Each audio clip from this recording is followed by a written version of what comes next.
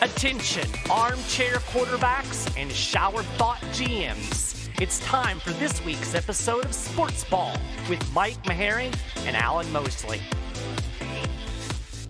Mike Maharrey, this is the 2-year anniversary of SportsBall. Is it really? How about that? We should have a cake. Somebody should get us a cake. I know. Well, somebody should do something. That's our motto. Andrew Avery, get us a cake. It is 2-year anniversary of this show and 3-year anniversary of the other show that's on Wednesdays. How about that? Welcome back to SportsBall, everybody, for episode 73. I am your host, Alan Mosley, joined as always by my co-host and someone who's living in the distant past of 2003. It's Mike Maharrey. Mike, how does it feel to be the winner of the Jacksonville Amateur Hockey League? Wow, it's hard to put it into words. The older you get, the sweeter the victories. Yeah. Did you take a couple of laps around the ice screaming at the top of your lungs, "I'm 20 years older than all of you and beat you"? No, I probably should have. Actually, there's 2 guys on my team that are older than me. Really? What positions do they play? Both of them are forwards. How about that? Yeah. I'm the oldest goalie in the league for sure. The real conspiracy was what was wrong with the other team? They weren't as good as us. I mean, clearly.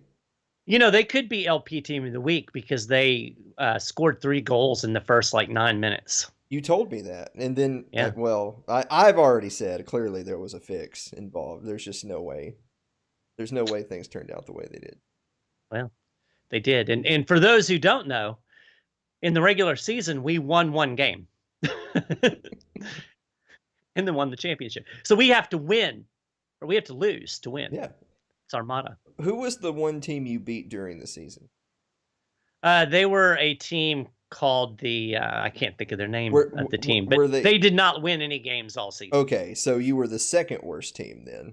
That is correct. See, I was wondering if maybe that one win was against a competitive team. And so remember the years where the Giants beat the undefeated Patriots? Remember they played each other the last game of the regular season, and the Pats won, but it was very close, and you could kind of see there was the chinks in the armor, Hindsight being 2020, knowing now that the Giants would go on to win the Super Bowl, you could look back and say, well, it wasn't a 1,000,000-to-1 bet. You could see reasons why the Giants would win. Interestingly, the team that we beat in the championship, we lost in overtime too during the regular season. Oh, there you go. So that we had that was our 1 overtime loss. So actually, we were a team that improved through the year. Mm-hmm. And we were 1-1-1 in our last 3, and then we got on a roll in the playoffs, and here we are. I've got my ring. I think what it really is that the old guys just didn't want to have to put in too much effort, so you just waited to the end of the season. Well, yeah, you got to conserve your strength. Yeah, exactly. You were resting your starters. That's what you guys were doing. It's like this. It's like the veteran NFL guys. Yep. By the time you get into October, November, they sit out practices and whatnot. So yeah. Speaking of the NFL, do you want to do our NFL preview first, or do you want to do our funny little bits first?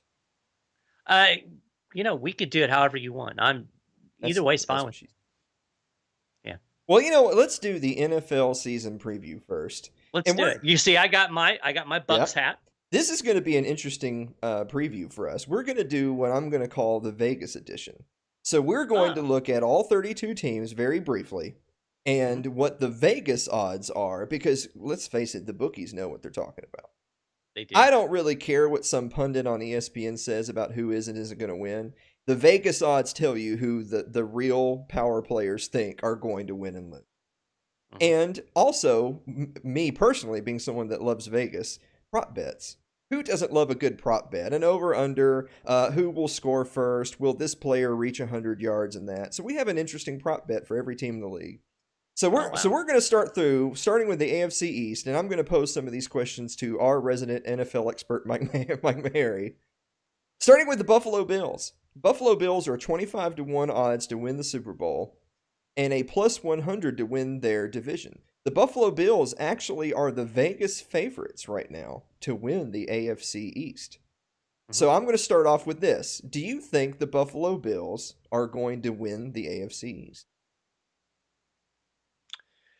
I would say yes. I Okay. think that's. I don't really see anybody in the that's a clearly better. So sure, they were a strong team last year. I mean, who knows what you're going to get in New England, Hmm. and Miami's rebuilding, So you and have. then you've got the Jets. Okay, So yeah, I like Buffalo. I'll save my Patriots comments till we get to them because we'll get to them in just in a couple. So here's their prop bet. Will the Bills win 10 or more games? Yes. Okay, so you think so overall you're predicting a solid season for the Buffalo Bills. I will say this, most of the pundits believe that the Bills are top to bottom the most talented roster in the AFC East and possibly Mhm. one of the more talented teams in the NFL. Probably the biggest question mark they have is at quarterback, where Josh Allen made some strides in the last year, but I don't think anyone would call him an elite level quarterback by any Yeah. stretch of the imagination. We're going to move on to the Miami Dolphins. Now, this one's going to be a little bit tricky because I know in a lot of people's minds you're remembering Tank for Tua, right? Which Yes. they in fact were successful. They did draft Tua. Hmm. But here's the thing. The Dolphins finished the season last year 5-4 down the stretch. They They did. did. So, starting with that, so they are picked to be the second worst team in the division ahead of the Jets but behind the Pats and Bills. Here's your question, Maharrey. Will the Dolphins win over 6 games? Remember, last season they started 0-7 but finished 5-4. I think they will win more than 6 games. I Mhm. think you're going to see an improved Dolphins team this year. I tend to agree. I think if you took last year's Miami Dolphins but you had a Tua, and now keep in mind a Tua that's actually performing at least at league average Right. as a top pick rookie. Yeah, I think they win more of the games. I think they win more games than they won last year. Yeah. So there you go. New England Patriots. Now they are 20-1 odds to win the Super Bowl, 9-1 odds to win the AFC. They are plus 135 to win their division, which actually puts them slightly behind Buffalo. But it's nearly a toss-up. Vegas has it nearly a toss-up between the Pats and the Bills to win the AFC East. So it really comes down to, will the Bills having a more consistent roster but questions at quarterback versus the Patriots who have a lot of turnover, including at the quarterback position. But this is the Bill Belichick Patriots we're talking about, right? I mean, how many times have the Patriots reloaded and come right back the next season as a top tier team? The Patriots also have the longest streak of consecutive playoff appearances.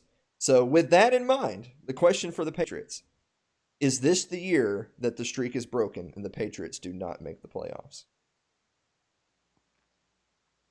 Yes.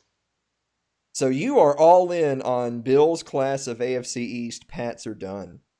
Do they even have a defense anymore? Well, they Didn't they all decide they weren't playing? they do well. Yes and no.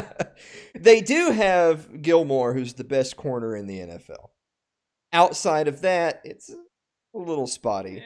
It Yeah. also obviously I think a lot of people are going to come down to between the quarterback monster of Cam Newton and Jarrett Stidham, can one or either of those guys perform in the Belichick system and lead that team at least back to above mediocrity? We don't know. However, we do know that this same Patriots team, without as much turnover and with Brady at the helm, got absolutely skunked by the Titans the They first did. round of the playoffs. So I'm actually on board with you. I think the Bills are the class of the AFC East. And finally, just to wrap up the AFC East, the New York Jets. The Jets are picked to finish last in the division. They're picked to be one of the worst teams in the NFL. So they really don't have any fun prop bets or anything like that. The only one they have is, will Jamison Crowder finish with over 800 yards receiving? So basically, can Sam Darnold just force enough passes to Jamison Crowder for him to finish over 800 yards? Mike, I'm not even expecting an answer so much as to say every single team on this list has 3 or 4 paragraphs as their season preview / prop bets. The Jets have 4 sentences. That's all. Jets, Jets. AFC North, Baltimore Ravens. Baltimore, yes. Baltimore Ravens, which was a really sexy team last year until they weren't. Baltimore Ravens are a 7-1 favorite to win the Super Bowl, behind only the Kansas City Chiefs. Obviously, overwhelmingly picked to win their division. So here's going to be the question. Here's the interesting question for the Ravens. There's no really notable turnover, and unless you think Lamar Jackson's going to have a big regression, there's no reason to believe that the Ravens won't be a good team.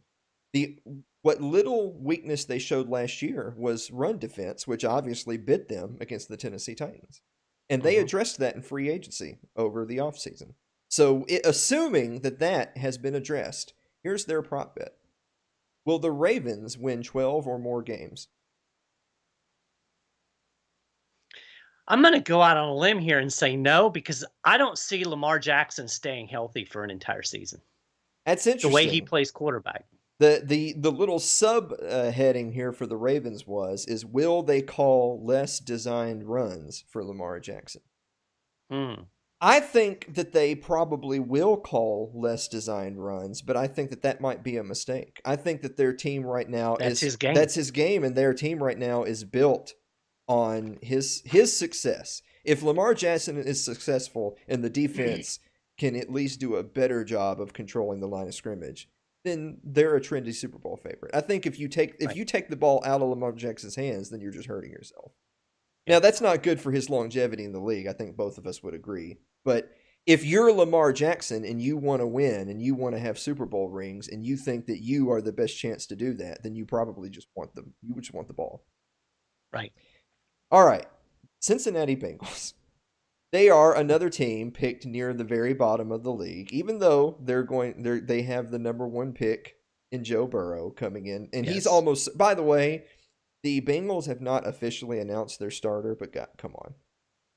What's the chance that anybody starts more than one game other than Joe Burrow, assuming he's healthy? I don't know. They do some weird things in Cincinnati. So here's the Cincinnati prop bet, since they have basically no hope of winning much. Right.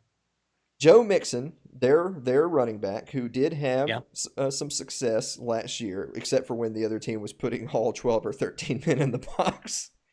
Will Joe Mixon rush for 6 or more touchdowns and over 1,000 yards this year?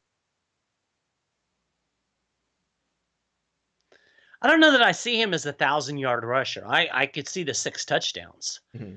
I don't know that he gets 1,000 yards. And I think some of that'll depend on quarterback play. If the quarterback is a threat throwing the ball, then that'll open the rushing lanes. So I'm going to say no on the 1,000 yards, yes on the 6 TDs. So this is interesting. He ran for over 1,100 yards in each of the last 2 seasons. Mm-hmm. In one of those seasons, he had 8 touchdowns. In another one, he had 5. So it's a little bit up and down, but his yardage has been consistently over 1,100. Yeah, so I might be wrong. I tend to agree with you. I think that his yardage is going to go down a little bit, because I think that knowing that the Bengals basically have little to no hope of competing for the playoffs, I think they're probably going to put the ball in Joe Burrow's hands a lot and just break him in. I think and because of that, he'll get less touches. The Cleveland Browns. The Cleveland Browns are only a 35-1 favorite to win the Super Bowl, as opposed to the Cincinnati Bengals. Weren't they the favorite last year? Well, Yeah. So here's the interesting prop bet for the Browns. At the end of the day, when you're thinking, of course, yes, the Browns kind of laid a giant egg last season when they had a lot of hype coming into the year.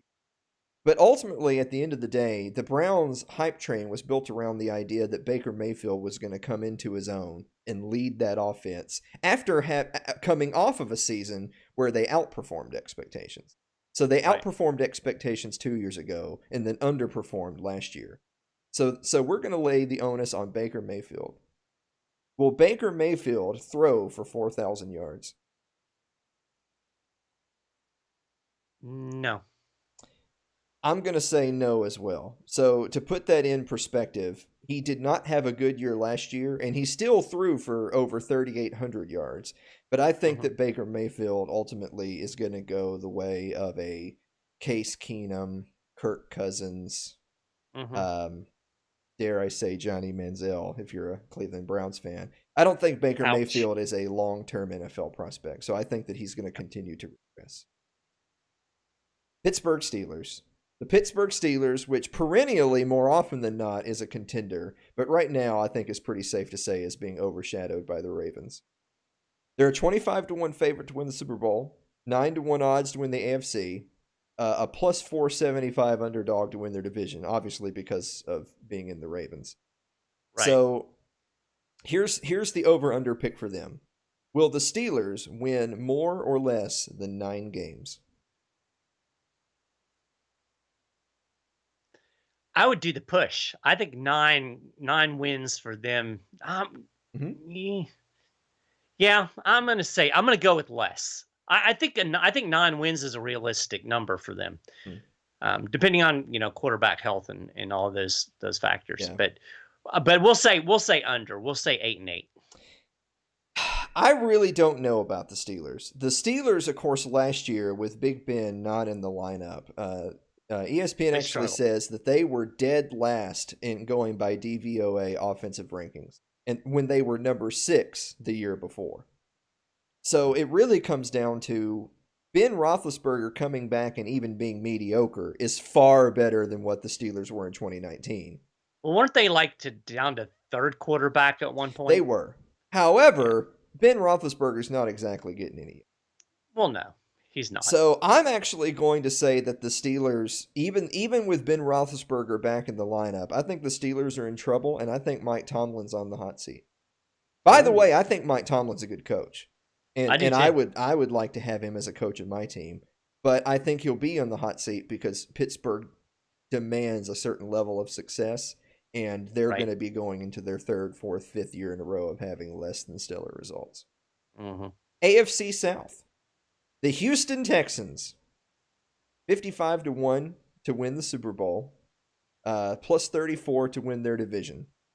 So the Houston Texans are kind of in an interesting position that they've made the playoffs the last couple of years. Deshaun Watson, I think you and I are both big Deshaun Watson fans. Yeah, I like Deshaun Watson a lot. I think the problem with the Texans is that on the defensive side of the ball, they've had a lot of injury issues, particularly some of their stars up front and on the linebacking core.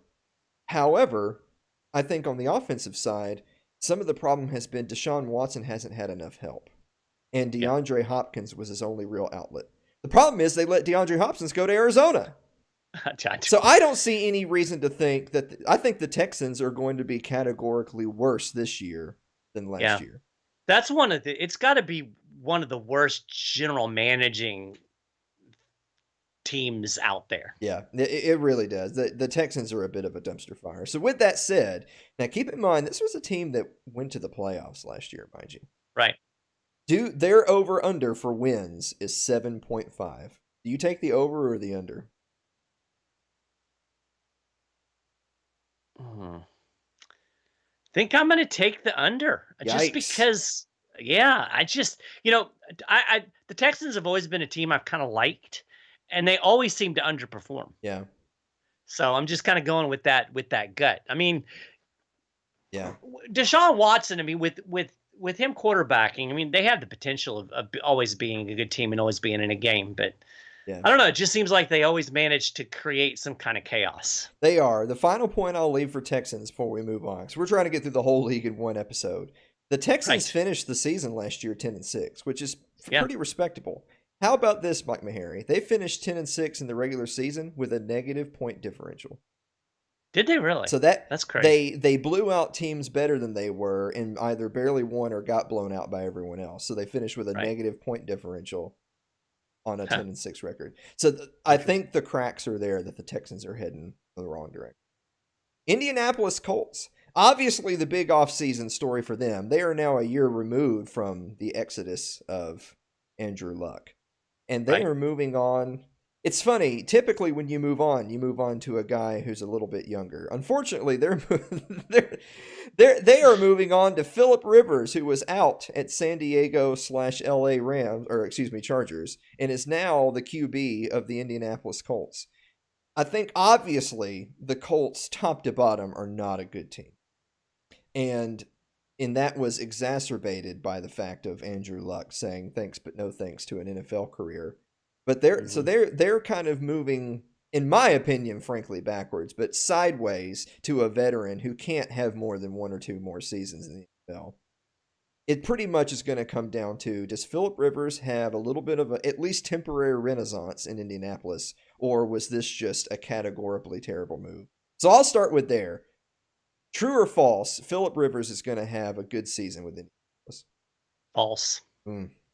So you're not feeling it? I would like Rivers on a team that is stacked. Yeah. I don't like Rivers on a team that is mediocre or bad. Yeah. All right, so this is the last one. Now the AFC South is kind of a interesting division because the best teams tend to look a little bit pedestrian and the worst teams are really bad. So it's hard to get a feeling of just how good or bad a team is in a mediocre division. With that said, this is believe it or not, this is the prop bet for the Colts, and I can't believe it's the prop bet because I think it's an easy pick. The prop bet is, will the Colts win over 9 games? I think my answer is obvious under, but I'm gonna go ahead and let you answer. No, I would obviously take the under as well. I'm so convinced the Colts win less than 9 games. I'd be shocked if they win more than 5. Yeah. All right, so finally, well, not finally, the Jacksonville Jaguars, who are a 250-1 win Super Bowl. Another dumpster fire. Dumpster fire team. They're tanking for somebody. Well, are they tanking for somebody, or are you feeling Minshew mania? So we'll start there. I do have a good prop bet for the Jags, but we'll start with, is Minshew mania going to carry into 2020, or is this the end of Minshew mania? That organization is a dumpster fire. I've been talking to some friends who are longtime Jags fans, and they're absolutely fed up with some of the moves and the what's going on in the back office. There's a lot of players I think are disgruntled. There's just a lot of bad juju on that team. Yeah. With that said, this is the prop bet for the Jags. The Vegas must have optimism for the Phillip Rivers-led Colts versus the Gardner Minshew-led Jacksonville Jaguars, because their prop bet is the Jaguars win 4.5 games or more. I think they're going to... Will the Jags win more or less than 5 games? We'll put it that way. No, I'm looking at 4-12. Okay, so you think that they come in under 5 wins? Yeah, I think that they're going to even underperform what talent they have left, I think, because like I said, it just seems like there's a lot of organizational issues there as well. Barring back-to-back ties, when you're in a division that has both Jacksonville and Indianapolis, someone's got to win a game. But yeah, exactly. But you think that both of these teams are basically going to be striking out across the schedule when they're not playing each other. Yeah, I guess so. That leads us to an actually suspiciously small season preview, the Tennessee Titans. The Tennessee Titans, which, while were a pretty pedestrian team over a big chunk of 2019, all of a sudden became the powerful Tennessee Titans. Right. A lot of people have forgotten, not only did the Titans make it to the AFC Championship game, and not only was that AFC Championship game a loss to the eventual Super Bowl champions, a lot of people have forgotten they had a 14-point lead in that game. Yeah. If the Chiefs didn't have the Chiefs offense that the Chiefs offense has, or if the Chiefs in their gunslinging second half have a couple of tiff passes, a couple of picks, if Derrick Henry's able to stretch out another 20 or 30 yards and a touchdown, the Tennessee Titans go to the Super Bowl. That's not a crazy thing to say. So with the Tennessee Titans, they're 30-1 to win the Super Bowl. They're plus 140 to win their division. So I'm actually going to go back to put that in perspective. They are, believe it or not, according to Vegas, they actually have the Indianapolis Colts as the favorite to win the AFC South, narrowly edging out the Tennessee Titans. I just don't see that at all. This is actually something good for our sunken cost money pit that'll be coming back here in a week or two. Mm-hmm. If Vegas is going to be propping up the Colts and pushing down the Titans, I know where I'm putting my money. Yeah. So the Titans are a trendy pick to win the AFC South, but not the overall favorite. So with that, first of all, will the Tennessee Titans win the AFC South? I'm going to say yes. I'm going to say that the Titans might. See, this is the thing that's tough, is that at the end of the day, uh, it was their quarterback position that had the biggest question marks going into 2019. And they gave Tannehill that big extension. I don't think he deserved the extension. I would not have given him that big extension because I really feel like he was doing the absolute minimum to win them games because it was really Derrick Henry and the line and the defense that was winning them games. Right. I mean, even if you look at a game like their big win over the Ravens, Derrick Henry played amazing in that game. Yeah, it was incredible. But game. A runner up to Derrick Henry as MVP was the defense, because that was the Lamar Jackson Baltimore Ravens offense that absolutely hit a wall. Ryan Tannehill did absolutely nothing in that game. That is and he correct. got like $100 million. Yeah. So I could do that. Yeah, I can hand the ball to Derrick Henry and then cash a check. Right. So with that said, I still don't. The Titans are in such a weird position because there you were talking about if Phillip Rivers was on a stacked team, maybe he'd be better, but the Colts are not a stacked team. I think the Titans are kind of in I don't think I would necessarily call the Titans a stacked team, but man, if there was, you think of like when Peyton Manning left Indianapolis and went to Denver and how good he was his first year in Denver, because he basically had 4 more good years before, technically only 3 more good years, and in the 4th he won the Super Bowl, but he wasn't really the reason they won. If there was a veteran QB out there like a Peyton Manning or even a Tom Brady for that matter, if you knew that Tom Brady was going to play at Tom Brady's level for 3 more years and he went to the Titans, I think the Titans could win the Super Bowl. Yeah. But I don't think the Titans are going to win a Super Bowl with Ryan Tannehill. Yeah. So I think I am going to say the Titans win the AFC South, but I don't see the Titans going to another game. Here's the prop bet. Derrick Henry rushes for over 1,300 yards. I'm going to say yes, if he stays healthy, obviously. Dude's a beast. He is a beast. Pride of Yulee, man. I'm going to say that there is a regression this year, and I'm not going to say that's because Derrick Henry is worse. I think that the Titans, every single team in the league is going to, of course, we don't have a preseason, and the freshest film you're going to have is last year's postseason. Right. Every team in the league is going to look at their games against the Ravens and the Patriots versus their game against the Chiefs.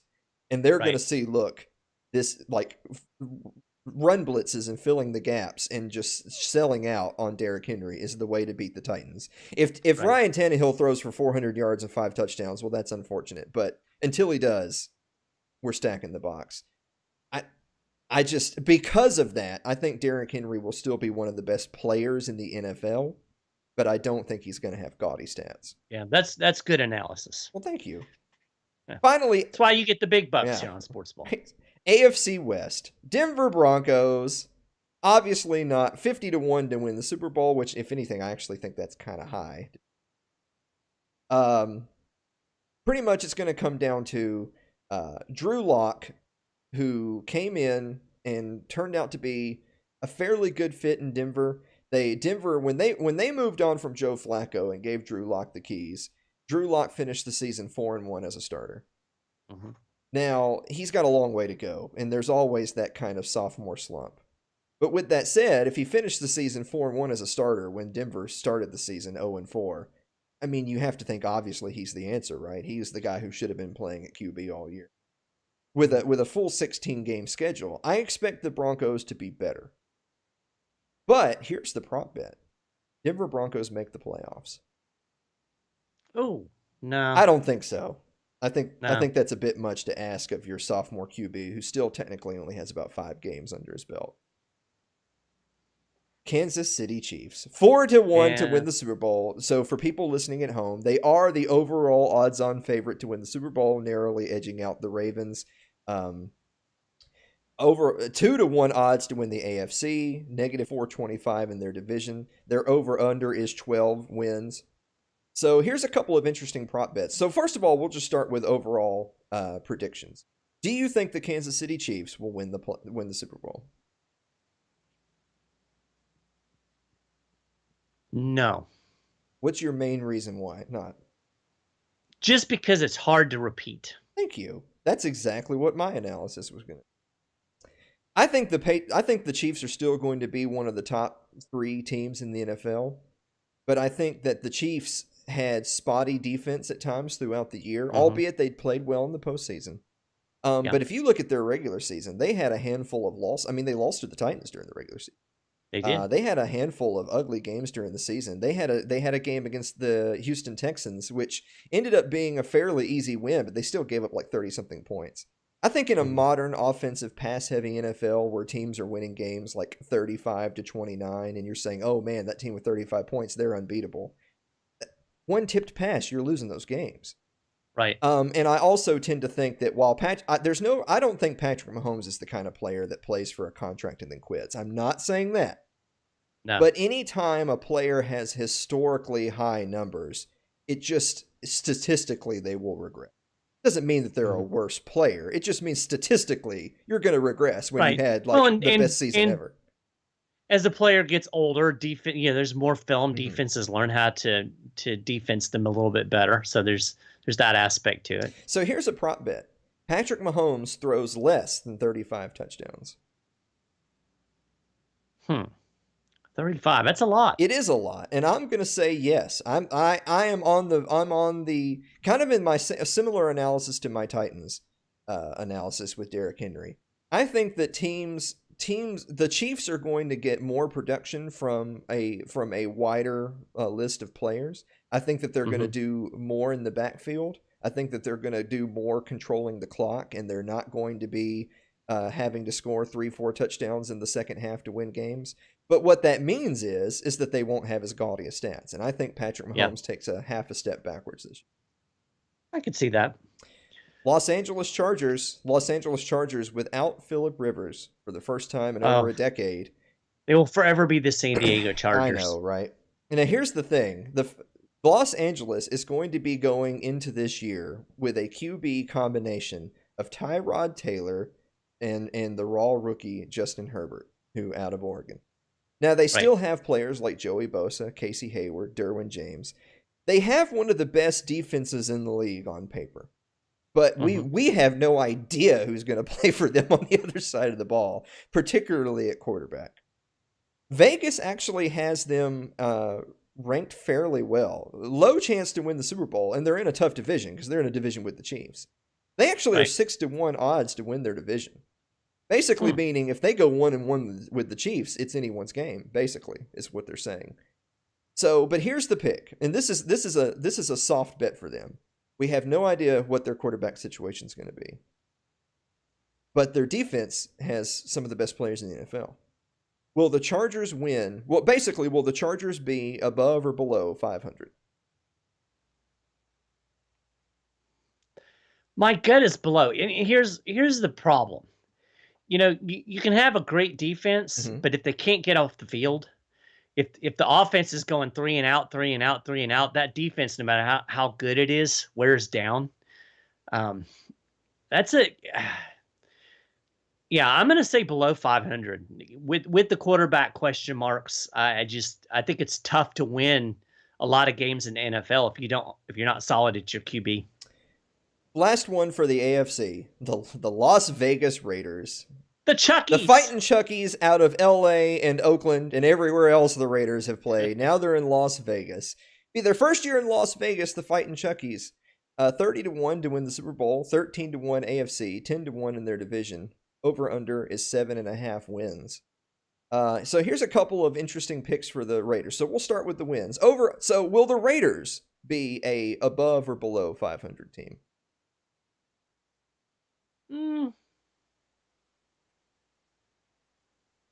I'm gonna say they're gonna have a little better. I'm gonna say above. You're like a 9 and 7 kind of above. So the Raiders are a winning team. Yes. Go Raiders. So here's an interesting one. So Josh Jacobs had an amazing rookie year. He had over 1,300 yards in only 13 games before he had a shoulder injury. A lot of people think he would have won Rookie of the Year had he had a full 16-game season. He would have been pushing for the rushing title as a rookie if he had played a full season. That's just interesting to note in a league where Derrick Henry is trucking people. Josh Jacobs isn't that far behind, and that was as a rookie. So here's the prop bet for this team. Josh Jacobs rushes for over 1,100 yards. Pretty much it comes down to, do you think he suffers from a sophomore slump, or do you think that he's even better than his rookie season if he stays healthy? I'm thinking he's better than his rookie season, assuming he can stay healthy. I am surprised how optimistic you are for the Las Vegas Chuckies. I've got a little soft spot for Gruden. There you go. He won me a Super Bowl, damn it. This is true. He took Dungy's team and won a Super Bowl, damn it. Yes, he did. We're going to do the NFC, but before we do, I'm going to take a look in the live chat really quick where James Toller says, "Here we go, Brownies, here we go." James, I admire your dedication.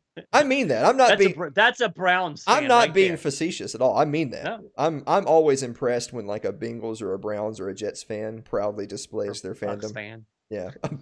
How dare you? You were just talking about them winning a Super Bowl. You don't get to talk. These teams don't have one Super Bowl win with Chucky as their coach. True. And Andrew Avery says, "Go Pats." Andrew Avery's not happy with our analysis. I'm sure. Of New England. NFC East, we're going to start with my Dallas Cowboys. They're 13-1 to win the Super Bowl, which, me being a typical pessimistic fan, I kind of think that's kind of high. Odds to win the NFC 6-1. Wow, Vegas loves them some Cowboys. They are gotta love the Stars. They're the negative 120 favorite to win the NFC East this year. So we'll start with those two picks. The first one, will Dallas win the NFC East? I'm going to go with the yes on that. Okay. So you think that, I mean, don't get me wrong, the Giants and the Redskins are dumpster fires, but you think that the Eagles are going to be supplanted by the Cowboys? I could see it. I think the Eagles are on the downswing. Okay. That's fair. All right. Well, with that said, we're going to go to the other prop pick. Ezekiel Elliott goes for more than 1,300 yards. 1,300 is a big number. I'm going to say no to the 13. It is a big number. However, I will say this. They actually have notes in the prop pick here that I'm not sure that this is, will he go over 1,300 yards so much as it is, will Zeke play 14 or more games? He's had, whether it's because of mileage or just freak injuries, he's missed a game or two here or there in every season he's played in the NFL. Right. In every season that he's played at least 15 of the 16 regular season games, he's gone well north of 1,300 yards. And way more than that if you're counting yards from scrimmage, but we're only going by pure rushing yards. Last season, in the season that in one season he only played 10 games, and shocker, he didn't reach 1,300 yards. Right. I'm gonna say he does. I'm gonna say that I don't know, Mike Maharrey. I may very well be depressed not a month from now, but I was not excited by the Mike McCarthy hire at head coach. However, I do think that he is a offensive-minded head coach that is going to run a tighter ship than Jason Garrett could ever dream of. I don't think that the Cowboys are set up for long-term success under McCarthy. But I think Dallas suffers right now from what Dallas has suffered from throughout many years of the Jerry Jones tenure, which is, my gut is they will underperform. And if you think to yourself, well, if they always underperform, it's not underperforming. They're just performing bad because you expect them to be bad. But but their roster, they're loaded with Pro Bowl players. You just kind of like, you can't have that many Pro Bowlers on your team and not be vying for your division/conference every season. You just can't. So I'm going to say that Dallas wins the NFC East this year, and I'm going to say Ezekiel Elliott goes over 1,300 yards. Even if they feature more passing with Dak, I think he still gets those yards. I think Dallas is going to be one of the better teams in the NFC.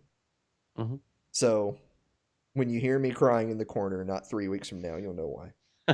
Right. The New York Giants, 50-1 to win the Super Bowl, plus 850 underdogs for their division. Their over-under is 6 wins. So we'll start there. Will the Giants win more than 6 games?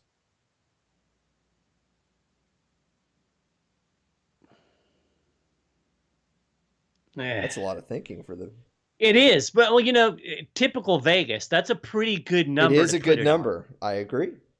I would say it's going to be a push. I mean, if you were going to ask me, I would put it right at 6. If I'm going to have to go one way or the other, I'm going to say that they will not win more than 6. So they were 4-12 last year.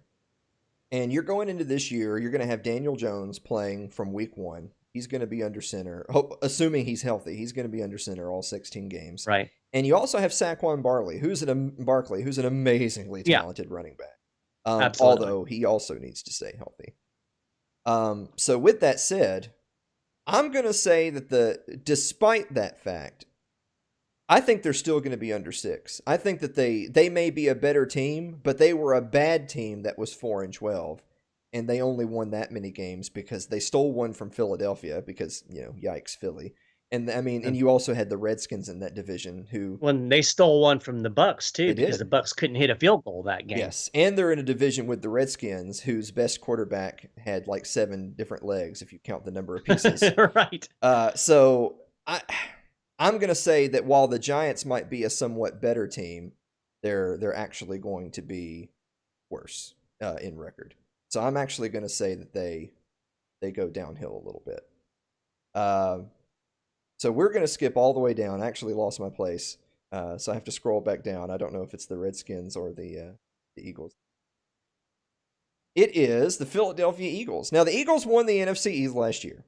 They won the NFC East last year despite, let's face it, the NFC East was kind of in shambles. Yes. So they're 20-1 to win the Super Bowl, 9-1 to win the NFC. They are the underdogs right behind the Cowboys to win the NFC East. So here's a couple of interesting points about the Eagles, and then I'll give you my prop bets. The Eagles, first and foremost, Coach Doug Peterson, head coach of the Eagles, they've made the playoffs in each of the last 3 seasons, despite all of their injury issues in the past 2 years. Now, how's this?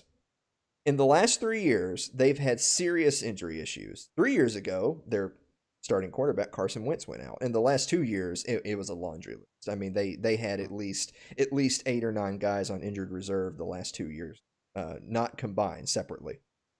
Right. In the year where they had less than 9 members on injured reserve, they won the Super Bowl. This team won the Super Bowl just a few seasons ago, and they are largely the same team on the roster. So with that said, will the Philadelphia Eagles make the playoffs? I'm going to say yes. It's a tough question because if you think the Cowboys will win the East, then you're automatically saying you're talking wild card, where you've got the 49ers and the Seahawks and right off the bat, 49ers and Seahawks, one of those, if you think both of those teams make the playoffs, one of them's got to be a wild card. Right. The NFC is a conference where the AFC. And then on the South, you've got the Saints. Got the Saints. I think the Bucks are going to be competitive. If you buy into the Brady resurgent Bucks hype, then you already have 2 teams in that division playoff bound. If you like the Eagles, then that's Eagles and Cowboys. And out in the West, you have Seahawks and 49ers. That's tough. They can't all go to the playoffs. It's just not possible. Oh, so that's tough. Will the Eagles make the playoffs? Oh, gosh. I know this is one of the hardest questions because if they stayed healthy and given Peterson's track record, you'd think, well, hell, they should just win the Super Bowl. But if you think that Dallas supplants them, and you look at the rest of the league, they may not even make the playoffs. Right. Well, and it's an older roster than you're 3 years removed, 2 years removed. Yeah. I'm going to say no. Given the other teams that are in the running there, I'm going to say no. So this is the reason why this is such an interesting pick is because the Eagles were a worse team last year, but managed to finish 9-7 and make the playoffs, largely because the East was a train wreck. I think the Eagles can be a better team this year and not only not win the East, but miss the playoffs completely. Yeah. As a statistically better team. Mm-hmm. That's football for you. Finally, the Washington Redskins, a 150-1 favorite to win the Super Bowl, 22-1 odds to win their division. Their over-under is 5 wins. That's pretty much their only prop bet. Will the Redskins win over 5 games? No. I don't think so either. By the way, I think we're both on board by saying if Alex Smith even so much as sniffs field, that's amazing. It's amazing. It is amazing. And I think Alex Smith is great. And I think it's clear that he's the best quarterback they've had on their team in a number of years before he got injured. But I don't think that he's going to be, even if he does come back, I don't think he'll be ready this season. All I can say is go football team. Go Washington. The Potomac Drainage Basin indigenous persons. I think, again, because the NFC East is overall a better conference this year, with Dallas and Philadelphia both being better teams. Yeah, I think if Washington wins 4 games, they're fortunate. They only won 3 games last year. It's just to think they're going to be 2 games better this year, I think is silly. Yeah. So, yeah, yikes for Washington. NFC North, the Chicago Bears. 50-1 to win the Super Bowl. The Bears. The Bears are kind of in an interesting position because we still don't know who's going to be the starter at QB between Nick Foles and Mitch Trubisky. To me, the obvious answer is Foles. Foles, of course, won a Super Bowl with the Eagles, but was never a standout before that and hasn't shown to be a standout since. Yeah, I'm not sold on him. I'm not sold on Foles either, but I am sold on Trubisky being a bust. Yeah, I was going to say I'm sold on not being sold on Trubisky. Yes, that's the kind of, well, with that in mind, knowing that their best option may be a QB that you don't think is a long-term option, and their only other option being a QB that's a bust, will the Bears be a above or below 500 team? I'm going to say that they're going to be a 500 team. You know, they've still got that defense. Mm-hmm. You can win a few games with a good defense. So I'm going to say 8-8, and if you're going to push me, I'll say 7-9, so below 500. I like that. I'm actually going to read you really quickly this last paragraph. This is straight from the bookies. Look at the Bears' schedule. Let's be generous and say they have a 3-3 division record. They should probably going to be closer to 2-4, but let's be generous and say 3-3. Mm-hmm. They will probably go no better than 1-3 against the NFC South, which is who they have this year. Their easiest game is a road game against Carolina. If you give them a 2-2 record against the AFC South, which, I mean, again, let's say they lose to the Texans and Titans, but they beat the Colts and Jags. And let's say they split their games with the Giants and at Rams. Say they lose to the Giants beat the Giants and lose to the Rams. Lose the Rams. That's only 7 wins. And that's assuming they go 500 in their own division. Oh, that's Vegas thinks they're going to be sub 8 and pegs them right at 7 wins, being generous. So that's a heck of a. That actually makes me want to go put money that they win less than 8 games. Detroit Lions 60-1 to win the Super Bowl, 7-1 for their division. The over/under for them is 7. They actually have 2 prop bets. So the Lions are in an interesting position. So when you look at the Green Bay Packers are in a position. I think most people would agree that despite the fact that Green Bay has won an impressive number of games over the last season or two, and while Aaron Rodgers is still a very good quarterback, he's getting older. The Green Bay Packers as a team, I don't think anyone would say they have an elite roster. And they have a new head coach. So it really comes down to, do you think that the Bears are going to be more competitive with a stable QB? Do you think that the Packers are going to be the odds-on favorite in the division because Rodgers still exists? Do you think that the Minnesota Vikings are still going to be a playoff competitive team, which they have been the last couple of years, despite also having some quarterback issues? It's a lot. To me, it's like a division full of 7-9 to 8-8 teams. And, right. And yeah. whichever 9-6, 7-8-8. When you have a division that close, then if one team is slightly better, hell, they can go 11-5, right? But it's a deceptive 11-5.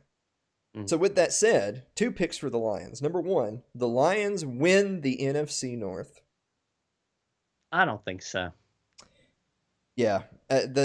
So basically the reason why it's an interesting prop bet for them, because it's only 7-1 odds to win the division. So you'd stand to win a pretty if they pulled it out. The reason why it might be an interesting bet is because at the end of the day, Detroit last year was a team that was 3-4-1 with one retarded tie against Arizona to start the year. Right. When Matthew Stafford was playing, they were 3-4-1, and he's a player that in the Detroit Lions' worst seasons, he's still throwing for 4,000 yards a year. Right. And then without Matthew Stafford, they finished the season 0-8. Yeah. If Matthew Stafford plays 16 games and he threw for over 4,000 yards, would the Lions win the NFC?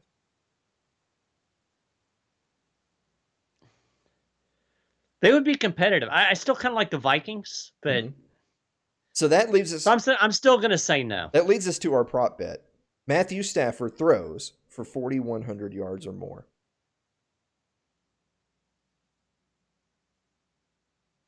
No. I'm going to say no. And it's not. I'm assuming injury. This is the thing. And we're going to talk about this later in the show as it involves MMA, but it's like this for every sport. We know that Stafford is capable of throwing because he's done it so many years. He has a crap ton. He's going to be a guy who finishes his career with. He's going to be safely in the top 5 or 10 in total yards thrown on a team where, like, you know, he won 30 games his whole career because he played for the Detroit Lions. With that said, he's getting older, and while he will have a fairly talented receiving core this year, it's always a safer bet to bet that the older player declines. Mm-hmm. And so I think that he's not gonna. I think he'll still throw for a lot of yards, but not that many. Yeah. Green Bay Packers 16-1 to win the Super Bowl. They are the runner-up team according to Vegas for the NFC North, narrowly behind the Vikings. We'll get to them next. Mm-hmm. So the odds-on number 2 team in the North, according to Vegas, Green Bay Packers. So obviously I don't think anyone thinks Aaron Rodgers can't still throw the ball, but he's 36 years old, and he's coming off a season where he had his second worst quarterback rating of the last 11 years and second worst completion rating of the last 12 years. And again, now he's 1 year older than that quarterback was when he threw for those stats. Right. Will the Packers win more or less than 9 games? I'm going to say more. So you think the Packers are still going to be a double-digit win team just because? Just because. Maybe I'm wrong. I don't know. Well, the over-under is set to 9, and it's definitely one of those where if they go 9-7, I won't be shocked at all, and that's why Vegas wins money, right? Exactly. I'm actually going to... Dave Benner, if you're listening, he's going to hate me. I think Green Bay takes a step backwards. Oh, so I think that they are categorically worse than they were last year, and I think that they'll fail to win 9 games. I think 8-8 is a likely scenario for the Pack. Finally, the Minnesota Vikings, which are still the Vegas favorite to win the NFC North, 28-1 to win the Super Bowl, plus 155 for their division. Their over-under is also 9. So this is interesting. Vegas basically think it comes down to Green Bay and Minnesota. They basically pick both of those teams to be roughly 9-7 squads, but they think Minnesota is going to win the division. So their only prop bet is actually, will Minnesota make the playoffs? Yeah, I think Minnesota makes the playoffs. You know, Minnesota is one of those teams that the sum is greater than the part. The whole is greater than the sum of the parts. Yeah. You know, I mean, they don't really stand out but they always seem to perform pretty well. So, yeah, I think they make the playoffs. It pretty much comes down to the Minnesota Vikings may be a better team than the Green Bay Packers, but the Green Bay Packers have a far better quarterback in Aaron Rodgers, even at 36, right, than Kirk Cousins for the Vikings, who, while Kirk has had some good games, he still has that abysmal 7-15 record straight up and 6-15-1 in primetime game. He's just not consistent. He's just not a consistent winner when the lights are on. That's just how it is. So, man, that's a tough pick. I guess I'm going to go with you and say the Vikings are still the class of the NFC North, but whoever wins the last matchup between those two teams has it. But I think only one of those two teams makes the playoffs. I don't think they're getting a wild card. NFC South. We're going to start with the Atlanta Falcons. The team. What's funny is the NFC South only has one picture on the website, and it's of course Tom Brady wearing a Buccaneers helmet. But we're going to start with the Atlanta Falcons, 60-1 to win the Super Bowl. Do you even remember that this team was in the Super Bowl a few years ago? I do remember that. It seems like an eternity ago, though, doesn't it? Forever ago, though. The Falcons are over under at 7.5. So we'll make it easy. Will the Falcons be an above or below 500 team? I think the Falcons will be a below 500 team. I tend to agree. I think Matt Ryan's a good quarterback. It's another one of these situations where I think Matt Ryan's better than Ryan Tannehill, and I think if a young Matt Ryan was playing for the Titans could win a Super Bowl, but that's not how the NFL works. Matt Ryan plays for Julio Jones is a hell of a receiver. Yes, he's one of the best receivers in the NFL and always has been. However, I mean, it's hard to even imagine this team being the team that went to the Super Bowl. So how about this? They fell off last season in offense. They fell down to about middle of the league in defensive or DVOA adjusted offense. Vegas tends to think that they're going to bump back up into the top 10 range, and they're projecting them to have a slightly improved defense. However, tough schedule. And they're going to be in a division that's already going to have a Tom Brady-led Buccaneers and New Orleans Saints. I think because of their division, that's why they have no chance to go to the playoffs and will ultimately finish sub 500. That's really believe it or not, the only prop bet they have for them for Vegas is Falcons win the Super Bowl. And the reason why they have them is that Vegas believes that Atlanta is going to be at least near or just on the outside of the top 10 on both offense and defense. But the Vegas odd is 60-1. If you were the type of guy who thought, a team that finishes 12th in offense and defense could make the playoffs, and a team that makes the playoffs theoretically could win the Super Bowl, putting a few bucks down on a team that with a 60-1 odds would win you a bunch of money. Yeah. So I don't think anyone here is saying the Falcons are going to win the Super Bowl. They're just saying at 60-1 odds, they're not that bad of a team. Right. Carolina Panthers, 125-1 to win the Super Bowl. So they believe the Panthers are more than twice as bad as the Atlanta Falcons. 11-1 odds to win their division. They're over under. Now keep in mind, this is a Carolina Panthers. Yes, Cam Newton has left town, but they still have Christian McCaffrey. Right. They still have Christian McCaffrey and an above average defense. They only have their over unders 5.5 wins. Oh. Do you think the Panthers are going to be a sub 5-win team? Or 5 wins or less? That's tough. It's hard to look at Christian McCaffrey is one of the top 10 players in the NFL. Yeah, but the Panthers weren't that good last year. They weren't that good last year. Of course, it's got a new quarterback. Yeah, it's going to be a very different year this year. Now, so to put that in perspective, they were 5-11 last season. So it's basically saying, will they improve or will they be better or worse than last year? Last year being a 5-11.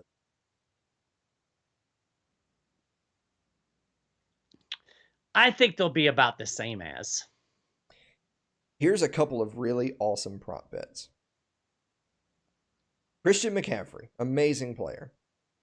Will he finish under 1,250 rushing yards?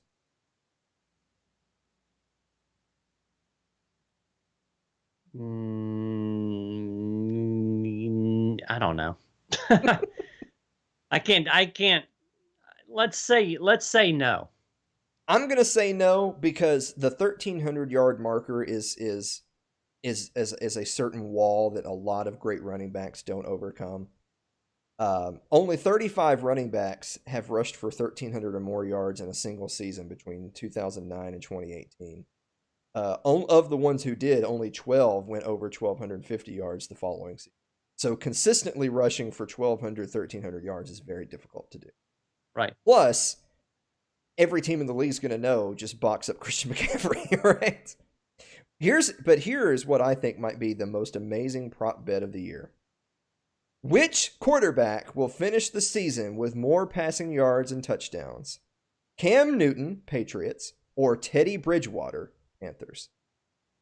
Ooh. That's where Teddy Bridgewater ended up. I know. And if I'm going to say, I would go with Bridgewater on that bet. If you're going with Bridgewater on that bet, and you think that Bridgewater is going to be a good quarterback for the Panthers, does that change your opinion of whether or not they're going to win more than 5 games? Well, I'm not necessarily saying that he's going to be the great quarterback, but I'm thinking that Cam's not going to throw a lot of balls in New England. Okay. Fair. We'll move on to the New Orleans Saints. 13-1 to win the Super Bowl. They are minus 105 favorites in their division. I'm going to scroll down just to so the Saints are the favorites by Vegas standards to win the NFC South. So we'll start right off the bat with the first one. Will the Saints win the NFC South? Yeah, I think they will. All right. Now here's an interesting prop bet. At 13-1 odds, would you put on money for the Saints to win the Super Bowl? I don't think so. Now, here's the interesting thing about the Saints. Now, they have been knocked out of the playoffs the last 3 years in very close and oftentimes very controversial late game plays. Little bit. They're going to have Emmanuel Sanders playing opposite of Michael Thomas at wide receiver. They've got Jameis Winston and Taysom Hill both backing up Drew Brees. Alvin Kamara is having a little bit of a contract right now, but you presume Alvin Kamara is going to be coming back. Their biggest holes were at wide receiver and linebacker, and they have filled those holes with new starters and backups. By all accounts, basically what I'm saying is that they've leveraged. They've spent the money and used the picks to get what they need to make a run right now before Drew Brees hangs them up. They're going all in to get another ring in the Brees era. So I'll give you one more interesting prop bet. Who will take more snaps at quarterback, Jameis Winston or Taysom Hill? Taysom Hill. So you think even as a gadget player who might be playing wide receiver, special teams, whatever, he'll still be more likely to be the quarterback than. Well, I don't see. You're saying this year, right? Yes. Okay. So I don't really see Jameis taking the field unless Drew Brees gets hurt. I think if Drew Brees gets hurt, Jameis would be the backup, but I think you'll see Taysom Hill in the game more often as that gadget player at quarterback than you will see Jameis. That's fair. Now, here's another interesting little stat for you. Now, I have said in this very episode that typically speaking, it's just easier money to bet against the aging player. And when you can't say aging player and not think of Drew Brees. Dude's getting up there in football years. I mean, only behind Tom Brady at this point, probably. With that said, New Orleans has been knocked out of the playoffs 3 years in a row in 3 various close games. However, the history of the NFL is filled with teams that dominated the regular season, lost in the playoffs, but then went on to win the Super Bowl. 3 examples, 88 49ers, 2005 Steelers, and yes, 2019 Kansas. So the point being is I think New Orleans is right there with Kansas City and Baltimore as a team with a good shot. Yeah, I agree. I think in another thing, and keep in mind this is the Vegas edition of our preview, Kansas City and Baltimore can't both go to the Super Bowl because they're both in the AFC. So one of those teams would have to eliminate the other if they weren't already eliminated. If there's not another team as good as KC or Baltimore, then that makes it more likely, technically, of the Saints making the Super Bowl. And if you make it to the Super Bowl, at least you got chips on the table, right? Right. Tampa Bay Buccaneers. Talking to Tampa Bay sports superfan Mike Maharrey, Tampa Bay Buccaneers, 11-1 odds to win the Super Bowl, which I think is ridiculously too high. That's way too much hype. I'm getting all the Tampa Bay negativism in before you even start talking. They are a plus 150 underdog for their division, so they are a narrow second place behind the Saints, according to Vegas, to win the NFC South. Have a couple of interesting prop bets. Tom Brady throws for more than 4,100 yards. So same question as Matthew Stafford, but we're giving it to Tom Brady. I'm going to say no. It's close. He's thrown for more than that in 6 of the last 8 years. He fell just short in 2014. He also fell way short in 2019, which was his most recent season. So it really comes down to, was last season because New England sucked, or was it because Brady's getting older? And could Brady throw for a lot more yards, even with more mileage, because he's playing a Bruce Arians-led offense in Tampa Bay? And by the way, throwing to Mike Evans and Chris Godwin and Rob Gronkowski. Oh yeah, and not to mention they've got two really good tight ends.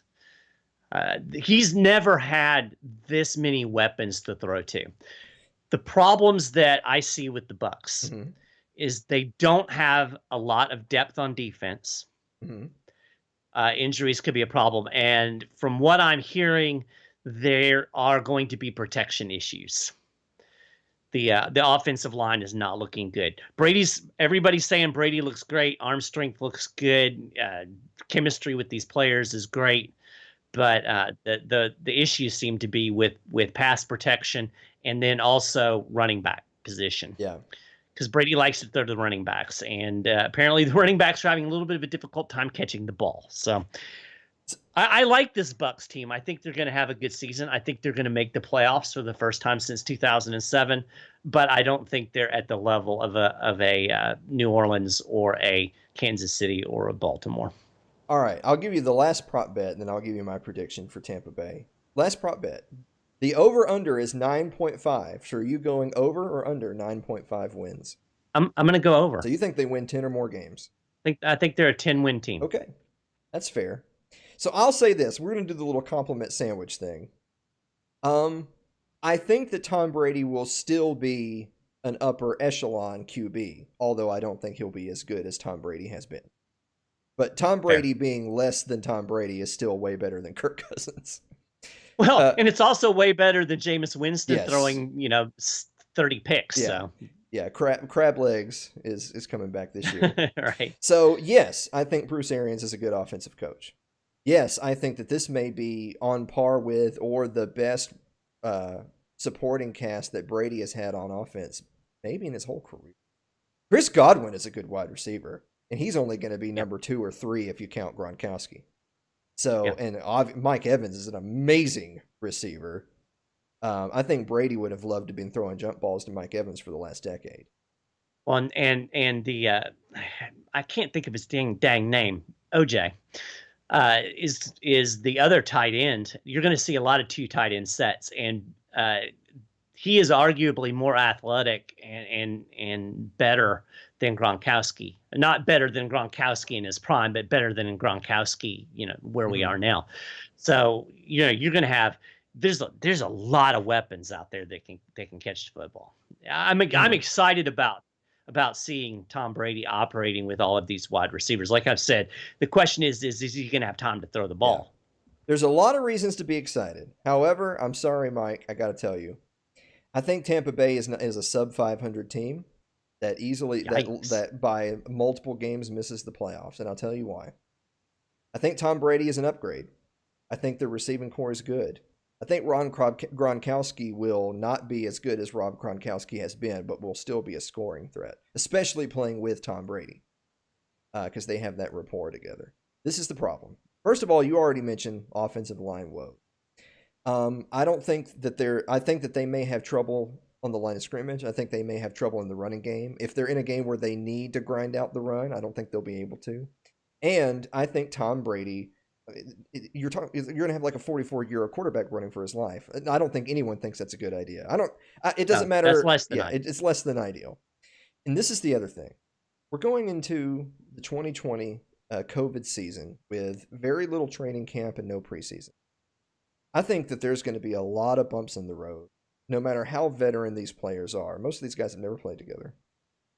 And it will have very, very little experience together, particularly in game time situations going into this. I think a lot of issues that every team deals with, no matter how many practices they had, are issues of timing, possession, yardage, those types of things. In my mind, when you add in the fact that Brady will probably be under pressure a lot of teams are going to be trying to rough him up because he's old and slow. They're gonna smell blood in the water on the offensive line of the Bucks. On top of going into a strange offseason where you don't have the same type of training camp and practice and dealing with timing issues with route running. I think that there's a lot of reasons. I think there's plenty of reasons to think the Bucks will be better this year than they were last year. There's lots of reasons to think the Bucks won't be that good. Well, we will see. I know. How dare you? Well, I take my Cowboys pick back. They're going to finish last. That's right. Stupid Cowboys. NFC West, we're almost done here. NFC West, Arizona Cardinals, 60-1 to win the Super Bowl, 6-1 in their division. Cardinals are interesting. The Cardinals over-under is 7.5. Now, the Cardinals have Kyler Murray, who they only finished 5-10-1 last year, which is not an impressive record. So saying that their over-under is 7.5, no matter how you pick it, is predicting they're going to have a better season. I think Kyler Murray, in the same way that I think Baker Mayfield is not a long-term answer for the Browns, I think Kyler Murray is a long-term answer. I think he's another potential Deshaun Watson. Right. I think he's that level of player, and I like Deshaun Watson as well. I think Kyler Murray's the answer Kyler Murray's the answer at quarterback. I think he's going to continue to improve. And they also now have DeAndre Hopkins, the biggest wide receiver steal in free agency of all time, right, from the Texans. If you're Kyler Murray, you're just salivating because you get to throw the ball to DeAndre Hopkins now. They're in a really tough division, though. That's what I was getting ready to say. Yeah, they're in a really tough division. Seahawks, the Rams, Rams, and 49ers, who were just in the Super Bowl. So, with that said, lots of reasons to be optimistic about their personnel. Lots of reasons to think they'll be a better team this year. But they're in possibly the toughest division in football. So, first pick, over under 7.5. Are they going to go over or under 7 wins? I would take the under on that. I don't think they'll go significantly under. I could see them winning 7, 6-7 games, but I don't think they'll go over that. I think that's fair. We're going to move on. We're going to wrap this up. Los Angeles Rams, 30-1 to win the Super Bowl, 13-1 NFC, 5-1 division. This is another one of those teams where, they were just in the Super Bowl a couple of years ago, but it's starting to seem like that's in the rear view, because last year was a big yikes for the Los Angeles Rams. They still have that amazing defense. They still have Aaron Donald, who a lot of people would tell you is the best player in the NFL. Yeah. With that said, over-under is only 8.5. Do you think the Rams win more or less than 8 games? Are they going to be a 500 team or not? Again, when you look at their... I want to say yes, and I haven't looked at their schedule. But in that division... I'm not sure that 8-8 is out of the realm of possibility. I'm not sold on Goff. Yeah. So that's ultimately the thing, is that if Goff was the answer at QB and this Rams team performed even remotely like the Rams team that went to the Super Bowl 2 years ago, then you think, well, duh, of course they're an over 500 team. That's an easy pick. But Goff has not performed at that level, and they're going to play the 49ers and Seahawks 4 times combined. 4 times. Yeah. Exactly. This is tough. If the Los Angeles Rams were in the AFC South, they'd win the division. But they're in the NFC West, so they won't. I actually think that there's going to be tough times in LA, and I think that people are going to be calling for blood because I think that they're not going to be a 500. Yeah. San Francisco 49ers, the NFL runner-ups, plus 750 to win the Super Bowl. They opened at 7-1. Odds to win the NFC, plus 350, division minus 115. So they are the favorites to win the NFC West going into the season, narrowly over the Seattle Seahawks. So their over-under is 10.5. Did they win more or less than 10 games?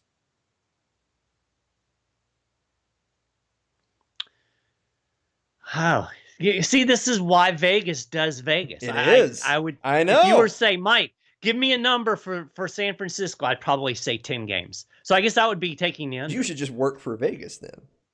I guess I should. I really like San Francisco. I like the way the team is built. Defensive line, running, offensive line. I don't know about Garoppolo. Yeah. He's shown sparks. And again, a tough division. You have to play the Rams, you have to play the Seahawks. So, I would say 10. So I guess I'm going under. Yeah. But not by much. So this is what I'm going to say. I think the 49ers have a really good shot at winning the Super Bowl. I thought the 49ers should have won the Super Bowl last year. They were in a position to win the Super Bowl last year and completely crapped out in the fourth quarter against the Chiefs. Yeah, what was that? Yeah. They should have won the Super Bowl last year. The San Francisco's defense is incredible. And if you're Yes. a old school defense wins championships guy, you have to like the 49ers. Well, they got like 5 first round draft Yes. picks in the defensive line. And while Garoppolo really, I mean, let's call a spade a spade. Garoppolo's the reason. He kind of fell apart at the biggest point in the season. With that said, he's only going to be 2 years removed now from a catastrophic knee injury. That was only his first season back from a potential career ender, and they went to the Super Bowl. So it's like with a lot of teams. What was our phrase from the last couple of weeks? QB play is going to determine their season. Right. If Garoppolo is 5% better than he was last year after all that year coming off of the knee injury, why they just went to the Super Bowl? Why would you think they wouldn't go to the Super Bowl? Right. There's no. I think he'll definitely be more confident on that knee. I'm gonna say that they are a NFC favorite. I think that they're going into the season. They're the favorite to win the NFC and to be back in the Super Bowl. You like them better than the Saints. I like them better than the Saints, and I think that they're going to go well over 10.5. I think if they win less than 13, it would be disappointing for them. I think they win 13 games or more, maybe 14 or 15. And I'll hit you with this last thing. Their first 5 weeks, the first 5 weeks of the season are going to be difficult for every team in the league. Dealing with COVID, the adjustments, logistics, not having had as much practice in off-season and preseason. With all of that said, their first 5 games are Arizona, Philly, and Miami Dolphins, and then all at home, 3 home games against those 3 teams, and then their next 2 games on the road are Jets and Giants. I think they run. That's a good way to start. I think they run away 5-0 in what is going to be a difficult time of the year for every team, and then they're just cruising the rest of the way. There you go. Seattle Seahawks. This is the last team. 12-1 to win the Super Bowl. Odds to win the NFC 7-1. They're a plus 250 underdog in the division, so they're picked to finish second in the NFC West. Mm-hmm. I only have one prop pick for you. We pretty much know what to expect from Seattle at this point. They're going to go as far as Russell Wilson can carry them. He's going to be running for his life every down, desperately looking for help. But, I mean, to their credit, God, they're in the mix every year because Russell Wilson's that damn good. Yeah. With that said, the over-under for them is 9.5. Do they win more or do they win 10 or more games or 9 or less?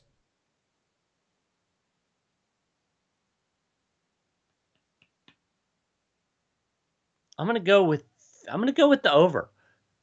Kind of going with if San Francisco's gonna win 13, then I think that Seattle will win 10.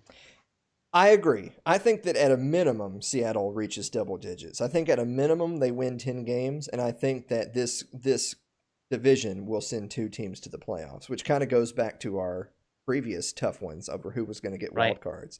I think the 49ers and Seahawks are both going to be in the playoffs and both are going to have double-digit wins. I think the Cowboys are going to win the NFC East, so whatever.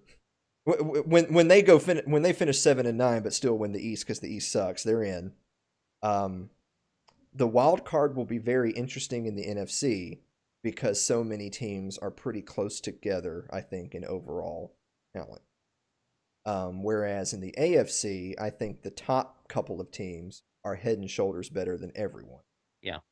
So the wild card winners in the AFC will be which team is slightly better than the other sucky team. In the NFC, it'll be outside of the NFC West. Everyone's somewhere between mediocre and decent, and then it'll be hard to determine who the wild cards are.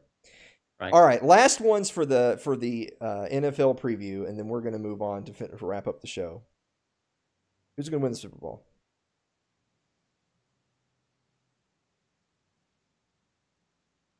I'm going to say, just a gut pick, I'm going to say the Saints. You say Breeze goes out a winner. I'm going to say Breeze goes out a winner and retires. It's so typical for the Tampa Bay sports superfan to say, well, we would have been good if it wasn't for the Saints. That's right.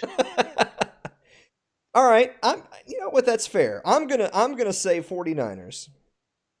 I was thinking about the 49ers, but What's interesting is I don't that know. I feel like it's the Saints year. What's interesting is I think most people would argue that the two best teams in the league are Baltimore and Kansas City. Baltimore and we Kansas both City. picked the NFC representative to win the Super Bowl.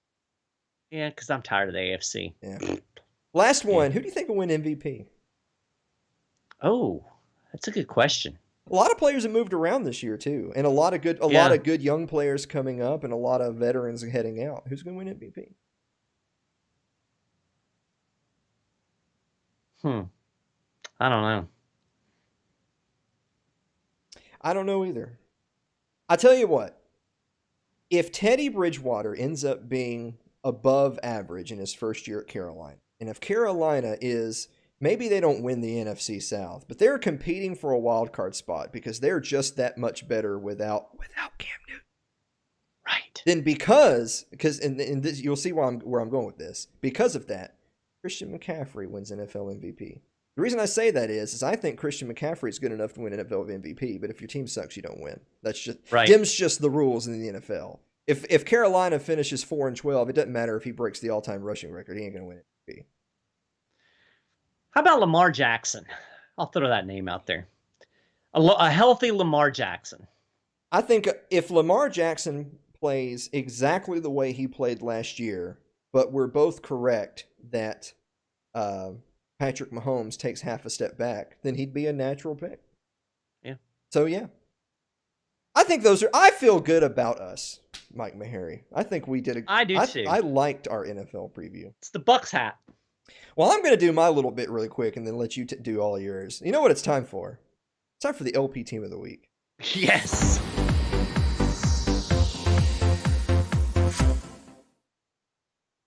I'm actually going with the entire Big Ten. The Big Ten Nice. is my conference LP Team of the Week. So first, the Big Ten says we're not going to play. Yes. Then the Big Ten says we're not going to play and we don't care how much you whine. And then the Big Ten says, okay, maybe we'll start playing at Thanksgiving, which, by the way, makes no sense because you're too late to compete in the fall. But if other teams play in the spring, you're too early. So you're basically just saying we're going to play a token schedule and then have no postseason. That's so stupid. If you're going to play, you might as well start playing now. If you're not, you're not. The Donald's on the scene, Mike Maharrey. President Donald Trump on Tuesday, Ooh. after White House representatives reached out, talked to the commissioner, Big Ten Commissioner Kevin Warren, about getting the Big Ten to play football this season. Do you think that's going to make any difference? No. I tend to think no, but you can never really believe what Trump says, because if Trump thinks he's going to get his way, then he always says lots of positive things like, oh, it was a great conversation. He's a great guy. I really feel good about it. And then when it doesn't go his way, he says, I never trusted him. He's a loser. They need to replace him. You know how the Donald is. Yeah. With that said, according to the White House, they had a productive conversation, and they are, quote unquote, at the goal line of moving the season up for the Big Ten. I will give you this. While I don't think they will change their minds, and I don't think the Donald has that much sway, the fact that they were even considering starting the season at Thanksgiving tells you they're having cold feet. Oh, yeah. They've got to be. With other teams playing, and with other leagues already demonstrating that, look, a lot of sports leagues are more than halfway into their postseasons without major issues. Baseball did not start out with a bubble, and yeah, they had a few outbreaks, but by and large, the season has moved on. And with college football actually already technically underway, I think the Big Ten and Pac-12 both are gonna feel like yikes here in a few weeks. Mm-hmm. They're gonna rue the day. All right, it's your turn, Mike. All right, well, I've got a announcer say. Ooh. Haven't had one of those in a while, yeah. This comes from NASCAR, and this was after a big wreck at Daytona. Imagine that, a big wreck at Daytona. Here you go. Mm-hmm. Once you get turned, then you're going where you're going. There you go. I'm going to be honest with you, Mike. I don't watch a lot of NASCAR. Do they usually have multiple people in the booth like football? Like you have your play-by-play and your color? they've got all kinds of people. They got booth people, and let's go down to the trackside. Yeah, there's a lot of announcers. When I think of racing, I think of like horse racing, where you have the guy who sounds like an auctioneer who says, "All right, Mike's coming up in the first lane. You got to looking around in the second," like that. Other than that, what's there to talk about? Oh, they mostly talk about, oh, this driver or one stats and or This strategy, this or oh no, it's gonna rain soon. Do you think they'll do a fuel stop? this And this driver found a noose in his garage.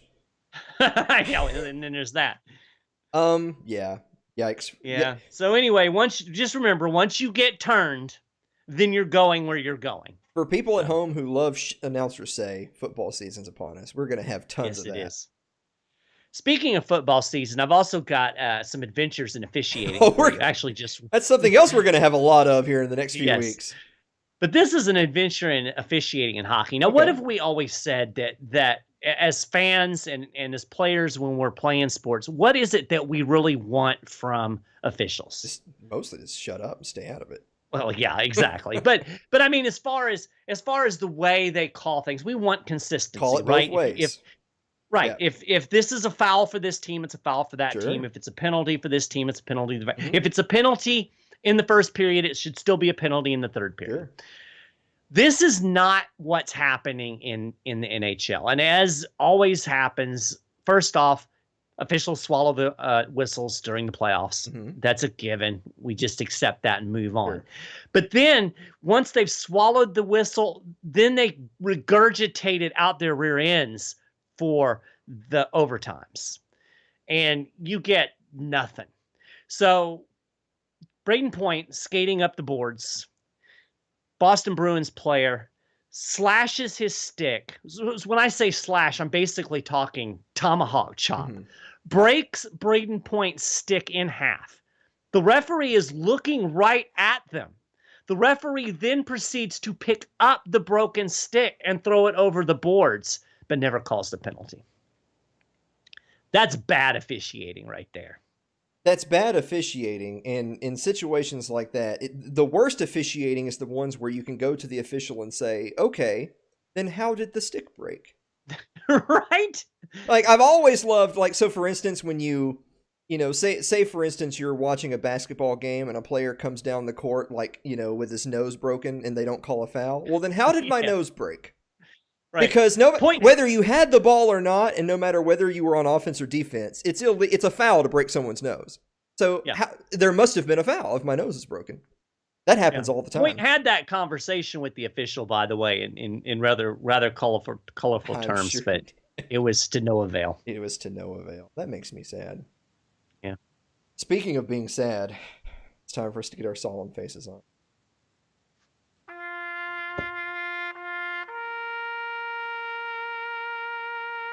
It's time for In Memoriam, where we remember a player, a team, a coach, whoever, whose sporting life was cut tragically short. Mike, who are you remembering this week? Today I will be remembering the Boston Bruins. 2020 President Cup winners for the NHL. They are now heading home to the golf courses, assuming the golf courses are open with COVID.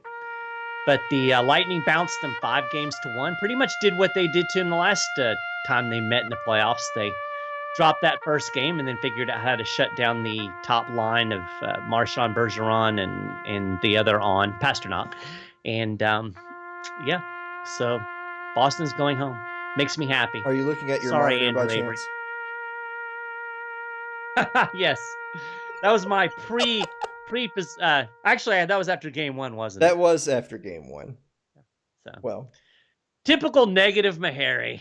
In typical Tampa Bay fashion, they said, "I'll let you have the first one," and Boston did, and that was it. Yeah, that was it. I'm remembering ruthless Robbie Lawler.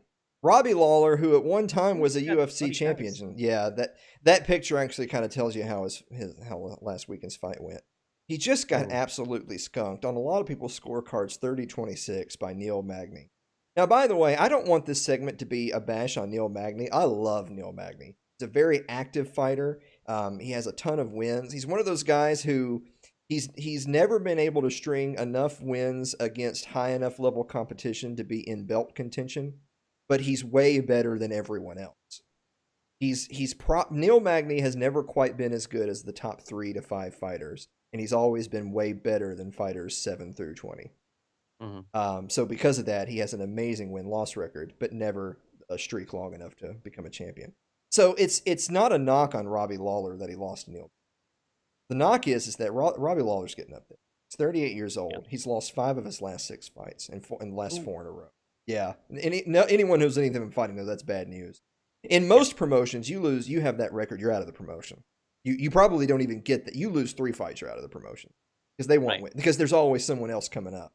That's in every sport. Every sport that has people who age. That's how. But particularly bad in combat sports. Yeah. Robbie Lawler was once one of the most feared guys in the UFC, and now has kind of reached the point of other fighters are getting feathers in their caps by saying, "I got to beat Robbie Lawler."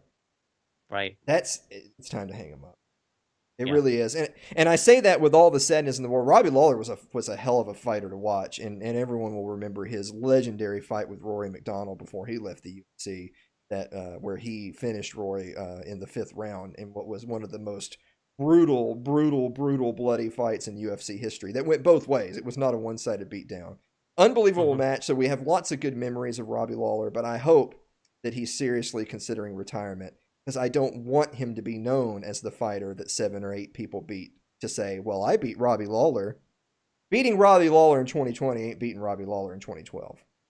Right. You have a final thought? I do have a final thought. You remember a while back when we did LP Team of the Week for the Tampa Bay Rays? Go on. I like to bring this up every so often. Okay. Get this. The Tampa Bay Rays now have the best record in the American League. They're, I think, 4.5 games up on the Yankees in the AL East. And get this. They are in first place in the American League, and they have 10 pitchers on the injured list. Wow. Isn't that crazy? That is crazy. What's crazier is that you have just cursed the Tampa Bay Rays. Why would you do this to them?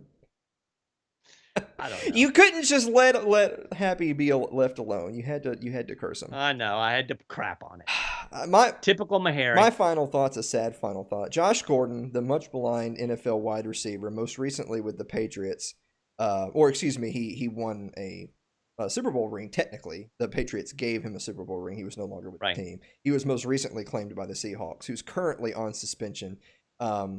It's his 6th suspension since 2013. 5th for substance abuse. He did apply for reinstatement in June, and we're still waiting on word. So Gordon may get another shot in the NFL in the relatively near. A lot of his suspensions have been for weed, and I think both of us on this show would say, who cares? And especially with the kind of pain and stuff that NFL players deal with, let them smoke some weed. Absolutely. With that said, now granted, Gordon has some other substance issues as well, and I guess more to say, the reason I bring him up is he most recently auctioned off his Super Bowl ring for $138,000. That is not good news. That tells me he probably needs the money. He probably needs to get back in the NFL so that he can pay some bills.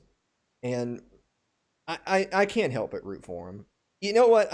I don't want to go on a tirade when we've already had such a long episodes. I'll make this quick. There's lots of boomers out there that think, well, just clean up your act and stop smoking dope. He deserves what he gets. First of all, how compassionate of you, of someone who's clearly got substance abuse issues. Mm-hmm. And by the way, he was back in the NFL, and he was performing amazing. For a guy who had been out of the league so long, he was already showing signs of Flash Gordon once again. He fell off the wagon again after the 2019 death of his brother. Yeah. Anybody who's ever had a friend or a family member who's dealt with substance abuse and knowing how relapses can come with shocks to emotional trauma. I root for him. I hope he gets back in, and I hope he plays great. And I hope he plays great, and I hope if the worst thing he's doing is smoking dope, they just let it go. Absolutely. Just play football. So it's so easy for you or me to say, well, if that were me, I just wouldn't make any mistakes and I'd make millions of dollars. Well, you know what? There's a lot of reasons why he's where he is and you're not. So shut the fuck up. I was getting ready to say I'm not making millions of dollars. Yeah. So what can I say, right? Shut up, boomer. Exactly. Guys, thanks so much for listening to another episode of SportsBall. This was a really long episode. This was over an hour and a half, but in our defense, I think our NFL preview was really good. Well, and this is fitting because we're going back to the anniversary, and some of those early episodes were long. Yeah, we had episodes longer than this one. We weren't previewing anything. There you go. Exactly. I will end on this quick announcement. Assuming you're still good for it, I think we're going to try to live cast the opening game of the 2020 NFL season. So that is next Thursday, September 10th, is the opening game, Thursday night game is the opening game of the 2020 NFL season. So I don't know if we'll do a sports ball that week. That might be the sports ball that week. Is Wilhelm Hall? We can do sports ball while the game's going on. Yeah, we'll do some sports balling, and in the background we'll have the game, and we'll commentate the game while we're talking about sports ball and do some commercial analysis. That's the best part. And the great thing is we'll probably be able to do like adventures in officiating in real time. Amen to that. Oh. You know, one of our most watched episodes ever was when we did the live shoutcast of UCF LSU. We've only done this one time ever, and it was our most watched. And so naturally, since it was our most watched, we never did it again. I particularly tip my hat to, we don't go off air during halftime, and we don't use halftime to give you up-to-date analysis. We hang a sign in front of the camera that says "Be right back." We did that. Yes, I drew that sign on a piece of paper. What does it say about us as sports podcasters that we had more regular viewers watching a piece of paper that said "Be right back" than we had like watching this episode right now? Yeah, that's sad. It is sad. That just means It is what it is. It is what it is. Guys, thank you so much, and we will see you next week. Love me.